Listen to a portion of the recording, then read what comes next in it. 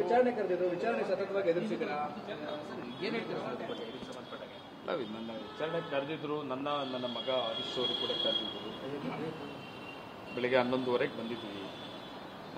ಅವ್ರಿಗೆ ಏನೇನು ಮಾಹಿತಿ ಬೇಕಾಗಿತ್ತು ಎಲ್ಲ ಕೇಳಿದ್ದಾರೆ. ನಾವೆಲ್ಲ ರೀತಿ ಕೂಡ ಸಹಕಾರವನ್ನು ಕೊಟ್ಟಿದ್ವಿ. ನಮ್ಮ ಏನಿತ್ತು ನಾವೆಲ್ಲ ಹೇಳಿದ್ದೀವಿ. ನಾಳೆಗೆ ಮತ್ತೆ 11 ಗಂಟೆಗೆ ನಾಳೆ ಸ್ವಲ್ಪ ಪೇಪರ್ಸ್ ಕೊಡಬೇಕು ಅಂತಿಲ್ಲ, ನಾಳೆ ಕೊಡ್ತೀವಿ ಅಂತ ಹೇಳಿದ್ವಿ.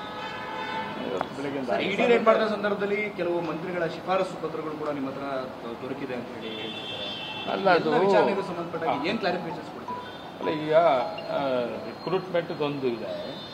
ಅದೇನಂದರೆ ಇಂಟ್ರೂ ಬಂದಾದ ಮೇಲೆ ಸಹಜವಾಗಿ ಯಾರ್ದು ಲೀಟ್ರಿಗಳ ಹತ್ರ ಇಂಟ್ರೂ ಬಂದಿದೆ, ನಮ್ಗೆ ರೆಕಮೆಂಡ್ ಮಾಡಾಗ ಹೇಳಿ ಅಂತೇಳಿ ಹೋಗ್ತಾರೆ. ಸಹಜವಾಗಿ ಹೋದಂಥ ಸಂದರ್ಭದಲ್ಲಿ ಮಂತ್ರಿಗಳಾಗಿರ್ಬೋದು, MLAಗಳಾಗಿರ್ಬೋದು, ಡೈರೆಕ್ಟರ್ಸ್ ಆಗಿರ್ಬೋದು, ಸಹಜವಾಗಿ ನಮ್ಮ ಹುಡುಗನಿಗೆ ಇಂಟ್ರೂ ಬಂದಿದೆ ನೋಡಿ ಅಂತೇಳಿ ಒಂದು ರೆಕಮೆಂಡೇಶನ್ನು ಮಾಡ್ತಾರೆ.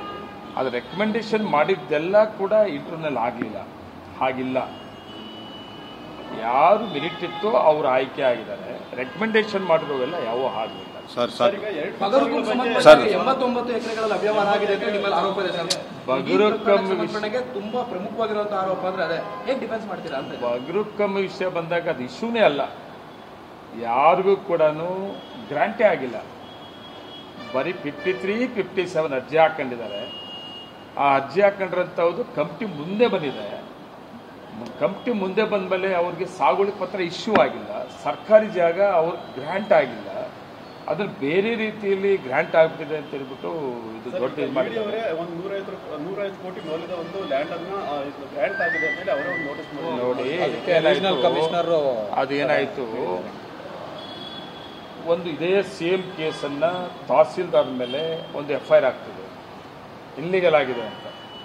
ತಹಸೀಲ್ದಾರ್ ಮೇಲೆ ಇದೇ ಸೇಮ್ ಕೇಸನ್ನು ಅದು FIR ಆದಮೇಲೆ ಅದು ರಿಪೋರ್ಟ್ ಆಗ್ತದೆ. ಏನು ಎಲ್ಲೂ ಕೂಡ ಗ್ರಾಂಟ್ ಆಗಿಲ್ಲ, ಇದು ಅಕ್ರಮ ಆಗಿಲ್ಲ, ಯಾರು ಕೂಡ ಲ್ಯಾಂಡು ಗ್ರಾಂಟ್ ಆಗಿ ಕೊಟ್ಟಿಲ್ಲ ಅಂತ ಹೇಳ್ಬಿಟ್ಟು ರಿಪೋರ್ಟ್ ಆಗ್ತದೆ.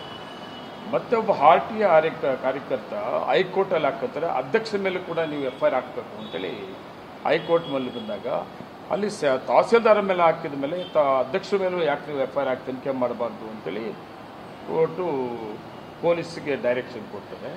ಅದು ಇದಾಗ್ತದೆ. ಒಂದು ಫಾಲ್ಟ್ ರಿಪೋರ್ಟ್ ಆಗಿದೆ, ಇದೇ ಸೇಮ್ ಕೇಸು ತಹಸೀಲ್ದಾರ್ ಮೇಲೆ. RTA ಕಾರ್ಯಕರ್ತರು ಹಾಕಿರೋಂಥ ಕೇಸು ಈಗ ತನಿಖೆ ಆಗ್ತಾ ಇದೆ. ತನಿಖೆ ಮುಂದೆ ಏನಿದ್ರು ಕೂಡ ನಾವು ಫೇಸ್ ಮಾಡ್ತೀವಿ. ಯಾರಿಗೂ ಕೂಡ ಲ್ಯಾಂಡ್ ಗ್ರಾಂಟ್ ಆಗಿಲ್ಲ. ಹರೀಶ್ ಅವ್ರ ಪಾತ್ರ ಏನು ಸರ್? ಏನಿಲ್ಲ, ಹರೀಶ್ ಏನೂ ಇಲ್ಲ. ನಮ್ಮ ಬಿಸ್ನೆಸ್ ವಿಷಯ ಬಂದಾಗ ಬಿಸ್ನೆಸ್ಸಲ್ಲಿ ನನ್ನ ಮಗ ಇರ್ತಾರಲ್ಲ, ಅದಕ್ಕೆ ನಮ್ಮ ಹರೀಶನ್ ಕರ್ಕೊಂಡಿದ್ದಾರೆ. ಹರೀಶನ್ ಬೇರೆ ಏನಿಲ್ಲ, ನಮ್ಮದು ಬಿಸ್ನೆಸ್ ಎಲ್ಲ ನಮ್ಮ ಮಗ ನೋಡ್ತಾರೆ, ಅದಕ್ಕೆ ಅವನು ಬರೋಕ್ಕೆ ಹೇಳಿದ್ದಾರೆ. ಸಾಕು, ಬನ್ನಿ ಸರ್.